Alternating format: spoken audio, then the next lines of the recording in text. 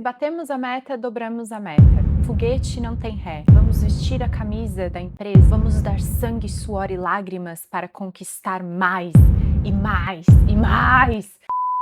E esse é um dos discursos que eu mais escuto, trazido por pseudo-coaches, pseudo-consultores e mentores, e que funciona muito bem num showzinho de palco, mas quando a gente traz para a realidade, para o dia a dia, para o operacional, isso não só não funciona, como acaba com todo mundo no processo. Bem-vindos à era do Yang Tóxico. Não me surpreende mais quando eu estou iniciando uma mentoria com um mentorado novo e a dor que essa pessoa me traz é a sobrecarga que essa pessoa carrega em questão de tomadas de decisão, em questão de pressão por resultados imediatos, e que quando se chega lá a custo de muita coisa, as metas dobram. E você vai ter que se doar cada vez mais e se drenar cada vez mais em prol de bater os resultados, porque nós, como empresa, confiamos no seu potencial. E esse discurso está acabando não só com as pessoas na ponta, o operacional, mas também com toda a liderança no processo, em prol de mais e mais e mais e mais e mais, porque nunca é o suficiente nesse mundo extrativista que nós vivemos. E eu quero falar exatamente sobre isso nesse vídeo, sobre como nós estamos vivendo uma sociedade de cultura organizacional puramente yang, que é linear, é agressiva, é focada em metas e velocidade de uma maneira não saudável.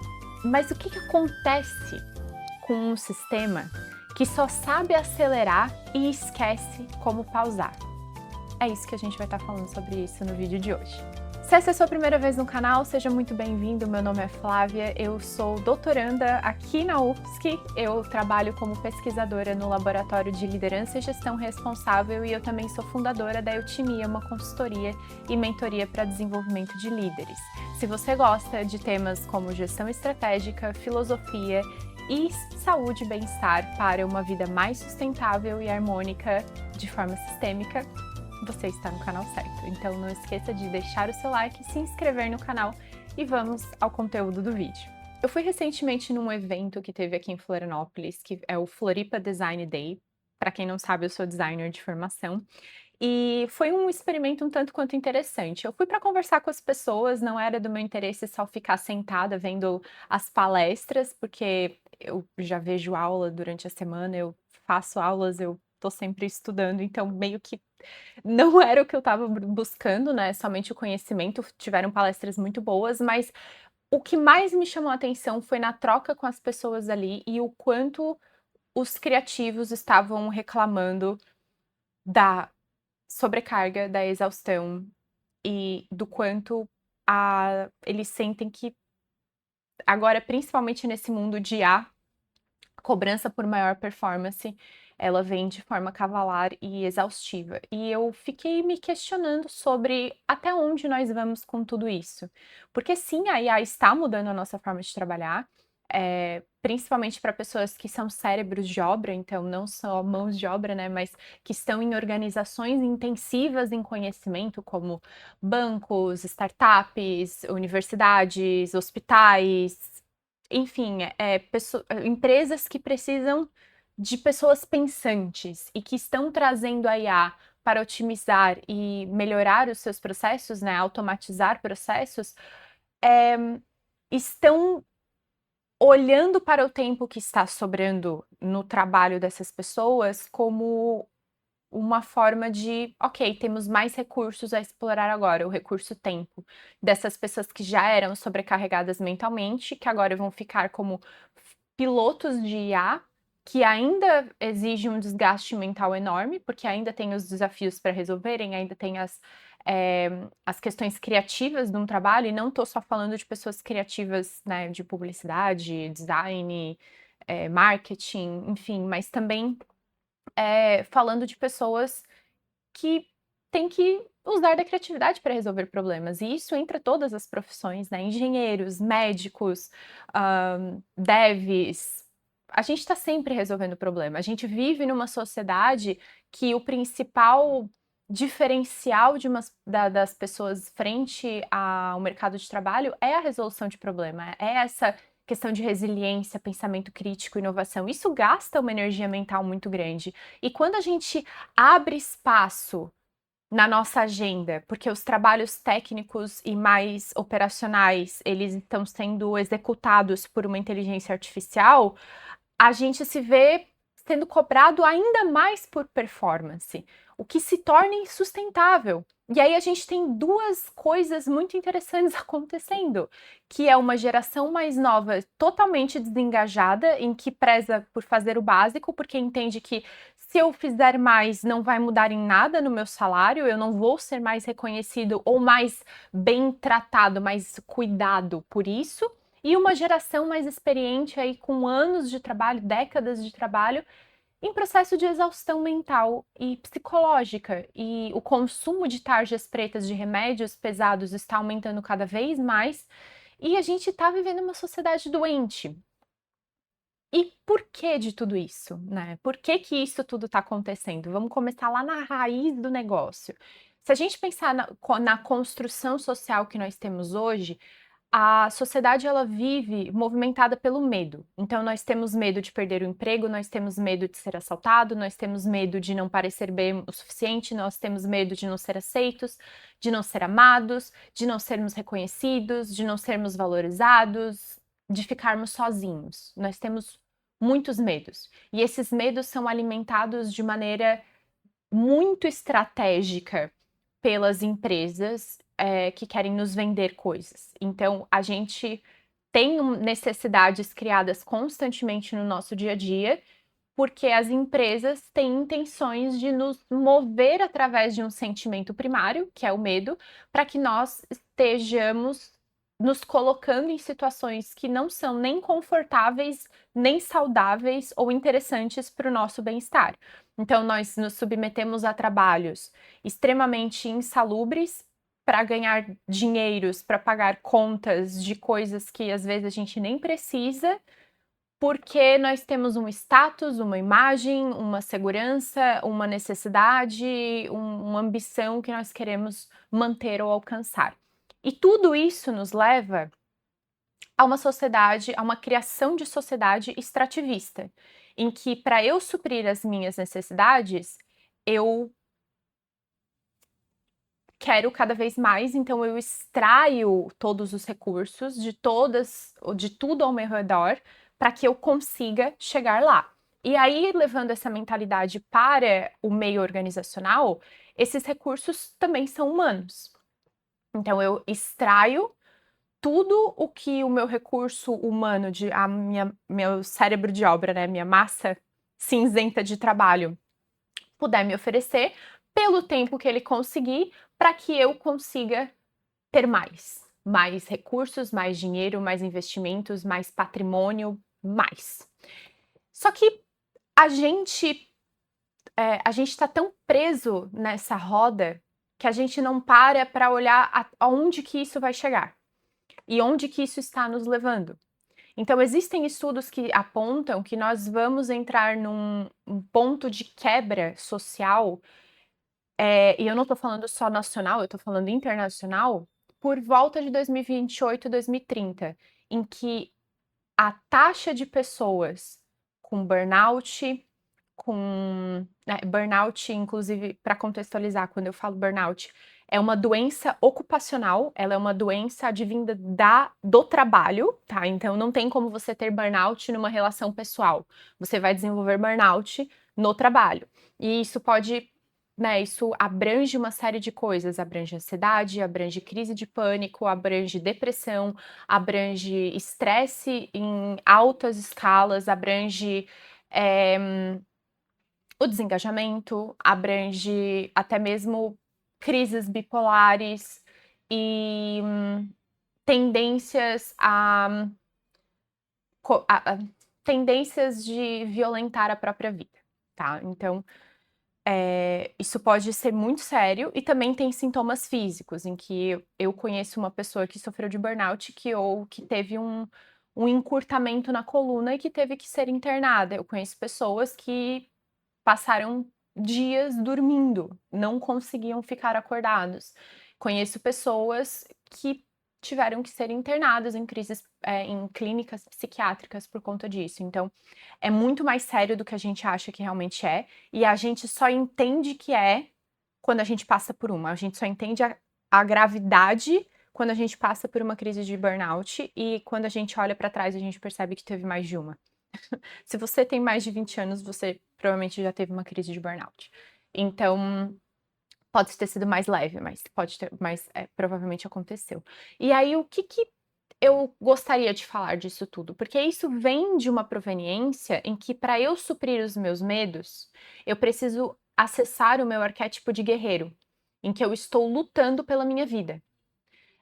Arquétipo de guerreiro é um dos arquétipos de Jung, que nós acessamos quando nós estamos num momento de extrema fragilidade emocional e fragilidade e num cenário de insegurança, certo? Então, se olharmos para o mundo que nós temos hoje, esse universo de insegurança tem se espalhado cada vez mais. O poder de compra tem diminuído, as pessoas estão cada vez mais ansiosas, e esse tipo de sensação faz com que o nosso corpo produza mais cortisol, tenha menos capacidade de refletir sobre a situação, porque a minha respiração está curta, o cortisol no sangue faz com que eu não consiga acessar o meu lobo pré-frontal, e isso faz com que eu haja de forma instintiva para me proteger. E essa dinâmica vai fazer com que eu me coloque numa posição de luta ou fuga, em que ou eu saio da situação, seja fisicamente ou mentalmente, então eu me desligo da situação, eu não engajo mais emocionalmente com aquilo, e isso pode ser através de remédios ou até mesmo de, né, a própria indução mental. Existem pessoas que conseguem fazer isso, de simplesmente não engajar e se tornarem apáticas em relação ao exterior, do que está acontecendo ao seu entorno. E tem a luta, em que eu começo a entrar no arquétipo de guerreiro. E aí a gente luta, estamos sempre em luta, estamos sempre em busca, estamos sempre na correria para alcançar algo algo a mais, algo mais interessante, mais recursos, mais condições, uma roupa melhor, um cabelo mais legal, um carro mais caro, um celular mais atualizado, mais, né? Só que esse mais, ele vem levando a nossa sintonia para uma sintonia de extremo yang. Voltando, trazendo aqui o taoísmo como a base filosófica para essa explicação que eu estou dando, o taoísmo ele tem uma visão de yin yang, de equilíbrio, em que eu tenho o yang dentro do yin e o yin dentro do yang. Então eu tenho sombra e luz, e elas coexistem, porque não existe luz sem ter sombra, não existe sombra sem ter luz. Por isso que é aquele símbolo que todos nós conhecemos, em que tem um lado do círculo em preto com uma bolinha branca e o outro lado do círculo em branco com a bolinha preta, indicando que elas se misturam, que elas coexistem, em que não são excludentes.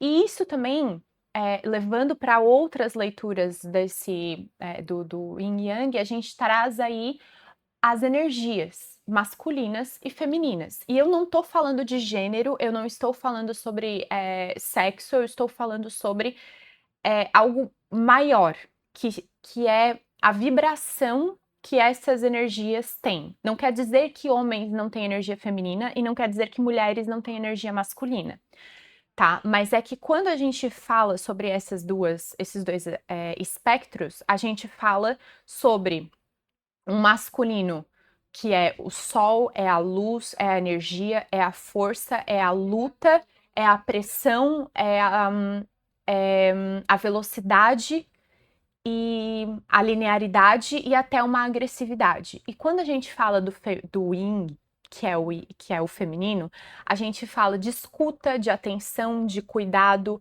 de tempo, de algo mais devagar, de flexibilidade, de caos. A gente fala de coisas que a sociedade de hoje não sustenta, que a sociedade de hoje não quer lidar, porque vê isso como uma fraqueza. uma fraqueza em que reduz o meu ritmo, em que não me permite continuar nessa roda de extração em prol da minha melhoria, né? De eu conseguir o que eu almejo. E isso gera um peso muito grande, não só em todos nós, mas principalmente nas lideranças que nos guiam. Então, se a gente parar para olhar, o problema não é a masculinidade, a energia masculina, e o problema também não é a energia feminina. O problema é quando a gente fala de excessos dessas energias. E aí a gente o líder, ele sente um peso muito grande de uma armadura rígida, uma armadura em que não há uma gestão que não abre espaço para esse momento de escuta, de intuição, de cuidado e que acaba quebrando por uma falta de flexibilidade. E para que a gente consiga recuperar esse yin de uma maneira saudável, de uma maneira que seja benéfica para todos nós precisamos olhar um pouco mais para trás e entendendo o nosso contexto, né, que eu falei bastante sobre isso, e percebendo que o yin não é mudando a narrativa da nossa percepção dessa energia feminina. Porque ser mais yin não significa ser mais mole. Não significa que as pessoas vão sentar no pudim, que a coisa vai ficar mais fácil, que vamos viver num mundo de flores e arco-íris. O que é interessante, porque no fundo, todos nós queremos viver nesse mundo de flores e arco-íris, mas a gente critica quando alguém expressa que quer viver nesse mundo de flores e arco-íris, em que as coisas são boas e as pessoas se ajudam, e a gente tem uma visão de comunidade, e de auxílio, e de cuidado, e de atenção, em que nós não estamos tão mais preocupados só com o meu bem-estar, mas também com o bem-estar daqueles em que estão à minha volta de uma forma saudável. O taoísmo prega que a gente precisa, toda ação ela só é benéfica quando ela beneficia a mim, o outro e ao universo.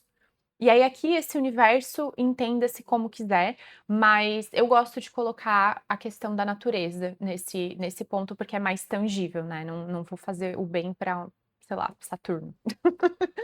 Então, assim, eu acho legal a gente pensar nesse sentido e ponderar mais sobre o que nós estamos fazendo. Para quem que isso está realmente beneficiando? Vai beneficiar só a empresa? Vai beneficiar só a mim? Vai estar beneficiando também a natureza, o ecossistema em que eu estou incluído, em que eu não me olho mais como o topo da cadeia alimentar. Eu não sou a melhor, eu sou uma dentre vários, e não só numa questão humana, mas numa questão de vida. Eu preciso das árvores para respirar, eu preciso dos animais para que as árvores continuem tendo suas sementes plantadas, esses animais continuem coexistindo e permitam com que o ecossistema seja rico e vivo. Nenhuma vida é melhor que a outra, na minha perspectiva, quando eu estou em alinhamento com o Yin e tenho essa energia equilibrada. Porque o Yin, quando ele parte para um excesso também, ele é o melindroso, ele é o inseguro, ele é o medroso, ele é uma energia de quando a pessoa se coloca num espaço de autoapiedamento, em que eu sou tão vítima, o mundo é tão mal para mim, a gente entra no espectro do órfão, se formos pensar nos arquétipos de Jung, a gente entra nessa posição de que o mundo faz tão mal, eu sou tão sofrida, as piores dores são as minhas, os piores problemas são os meus e ninguém me entende. Eu preciso ser acolhido em detrimento de qualquer coisa e eu nunca erro. As pessoas que são más comigo. Quando a gente entra nesse espectro também não é saudável, que é o yin em excesso. E o yang é o agressivo. Então, a coexistência desses dois, ela precisa estar mais em equilíbrio. Se a gente pensar, eu não sei como é que é o nome daquilo, mas tem um objeto que são várias bolinhas de metal, vocês não sabem o que que é. E aí eu puxo uma bolinha na esquerda e quando eu solto, a bolinha da direita levanta na mesma proporção que a da esquerda, certo?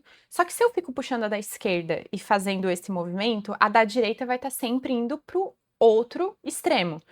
Se eu não mexer mais, se eu não ficar interferindo, automaticamente elas vão voltar para o centro, para a não ação, em que todas as bolinhas estão em harmonia, em estado de numa inércia salutar, certo?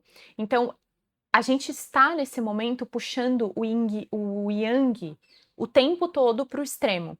E aí, em contrapartida, nós temos o respaldo do yin, o yin em excesso, porque nós vemos isso também. Nós vemos isso constantemente. As pessoas estão num mercado de trabalho sendo cobradas à torta e à direito, e no outro lado a gente vê funcionários que se tornam inseguros, que se tornam depressivos, que se tornam, às vezes, até se colocam na defensiva, a agressividade volta, mas de uma maneira diferente, que choram por qualquer razão, e que isso não é um problema, né? A questão do choro, mas ele é um problema quando eu não consigo lidar com nada só através do choro. O gritar não é saudável e o choro constante também não. Então, como que a gente faz essa manutenção para que nós consigamos chegar nesse ponto de equilíbrio, né? Na inteligência sistêmica, em que eu consigo olhar para o eu, o outro e a natureza de uma maneira integral. Como eu mesma falei ali na questão, né, do exemplo das bolinhas, a gente tem o Wei, que é a ação equilibrada. É seguir um fluxo em que tanto eu quanto o outro, quanto a natureza são levados em consideração e que a minha ação estratégica, ela começa a fazer mais sentido quando eu paro para olhar e penso, não faz sentido eu estar dobrando a meta nesse momento.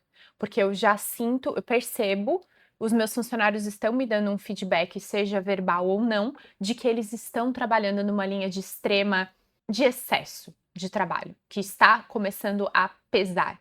Então eu começo a fazer ajustes, eu começo a flexibilizar, porque não significa que você vai reduzir os resultados. Não é sobre isso, mas a gente vai estar flexibilizando esses resultados para que eu consiga alcançar uma longevidade ao longo prazo. Não é só sobre o agora, é sobre o muito mais do que o agora.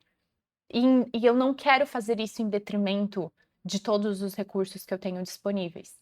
Tem um livro que eu li uma vez que trazia que as empresas mais longevas do mundo estão concentradas no Japão, na cidade de Kyoto, tendo mais de 100 empresas com mais de 1000 anos. E quando foram fazer uma pesquisa para ver como que elas conseguiram se manter, perceberam que foi exatamente com essa prática de olhar para o que estava acontecendo no mundo e não ceder ao ritmo exacerbado em que o mundo estava se acelerando, em olhar para dentro, trabalhar com os recursos que se tinha de forma inteligente, então fazer uma gestão do conhecimento dentro da empresa para que o objetivo fosse durar por um longo prazo.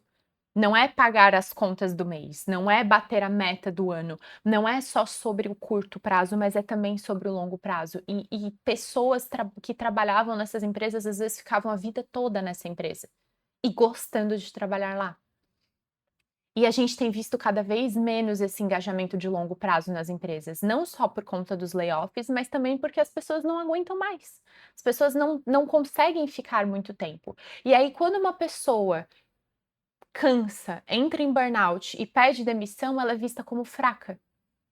Sendo que, na verdade, ela é só um sintoma da doença maior que nós vivemos como sociedade. Então é importante a gente olhar dessa forma, né? Poxa, se várias pessoas estão pedindo demissão da minha empresa porque elas estão falando que o ritmo está acelerado, porque elas não aguentam a pressão e que a coisa não está saudável, talvez eu tenha que olhar para dentro com mais carinho, com mais cuidado, com mais atenção, botar o pé no freio e revisar realmente as coisas, porque nem tudo é sobre ter mais.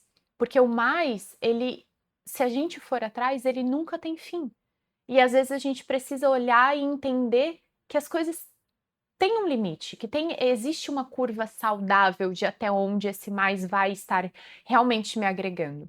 Tem estudos que apontam, eu não sei exatamente quanto que seria um salário, né, traduzido para real hoje, mas eu estipulo, baseado na moeda, na questão de como que está a valorização do real e poder de compra, que hoje no Brasil, para a gente ter um ponto de felicidade, de crescimento exponencial em relação ao nosso salário, seria em torno de R$ 10.000. Tá? Quando eu vi essa pesquisa, estava no dólar, era uma pesquisa em dólar que variava até os seus, se eu não me engano, era US$ 6.000 ou US$ 5.000, era alguma coisa assim. Só que no Brasil, levando em consideração o poder de compra, eu fiz um cálculo mais ou menos uma vez e dava mais ou menos em torno de 8.000 a R$ 10.000. A partir daí, a percepção de felicidade, ela cresce em questão de 2% a cada R$ 100.000. A gente tem uma percepção de felicidade muito pequena depois de bater esse teto salarial. Não significa que você não vai ser mais feliz. Significa que você já alcançou um padrão de bem-estar que dali para frente a variação vai ser muito pequena. Percebem? Então não significa que não é para ganhar mais dinheiro, não é para buscar mais capital. Não, mas é que às vezes a gente tem que olhar e entender que não precisa de tanto quanto a gente acha que precisa. E eu estou falando de um salário CLT, um salário fixo, tá ali bonitinho todo mês, porque no longo prazo isso vai fazer com que a pessoa conquiste coisas que ela quer. Essa sensação de eu conseguir conquistar algo que eu coloco, mesmo que eu sei que vai demorar um pouco, também é saudável, porque quando as coisas são muito fáceis, elas perdem a graça. Elas não têm mais tanto valor. E aí eu preciso de mais.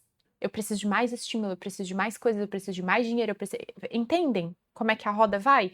Então, a prática do Wu Wei, ela é essa visão de olhar para as coisas que estão ao meu caminho, olhar para essa pressão toda que está acontecendo, me esvaziar do self através da presença plena, da atenção plena.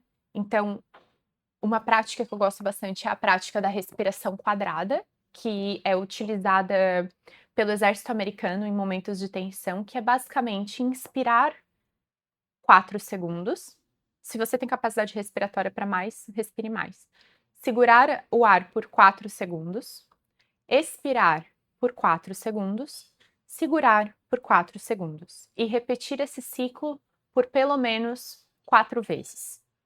Fazer isso antes de momentos de estresse, antes de reuniões, durante reuniões, em momentos em que você tem que tomar uma decisão difícil ou que está lidando com um desafio, faz com que você oxigene o seu cérebro, você reduza o cortisol no sangue e você consiga sair da visão do cavalo chucro que tem os tapa-olhos para ampliar e começar a olhar o contexto.